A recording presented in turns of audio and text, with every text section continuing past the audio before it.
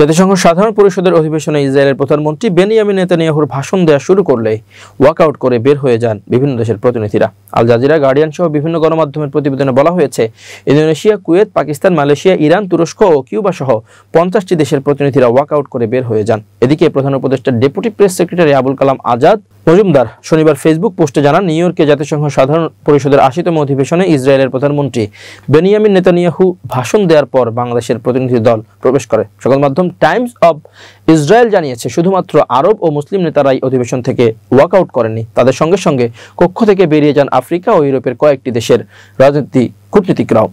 Washington পোস্টের তথ্য অনুযায়ী 50টির বেশি দেশের শতাধিক কূটনীতিক ওয়াকআউট করেছেন। যারা চেয়ারে বসেছিলেন তাদেরও অনেককে হাততালি দিয়ে উদযাপন করতে দেখা যায়। একাধিক গণমাধ্যম ও সোশ্যাল মিডিয়ার প্রকাশিত ছবি ও ভিডিওতে দেখা গেছে সাধারণ পরিষদে বাংলাদেশের জন্য সংরক্ষিত চেয়ারগুলো ফাঁকা, তবে এটি নিরপেক্ষভাবে যাচাই করা যায়নি। এদিকে ইসরায়েলের প্রধানমন্ত্রী নেতানিয়াহু ইচ্ছা করেই গাজায় যুদ্ধবিরতি ও বন্দী মুক্তির প্রক্রিয়া ভণ্ডুল করেছে বলে বিবৃতি দিয়েছে হামাস। সংগঠনটির দাবি, জাতিসংঘ সাধারণ পরিষদের অধিবেশনে নেতানিয়াহুর বক্তব্যের আগেই কূটনীতিকদের উঠে যাওয়া প্রমাণ করে ইসরায়েল বিশ্ব থেকে কতটা বিচ্ছিন্ন হয়ে পড়েছে।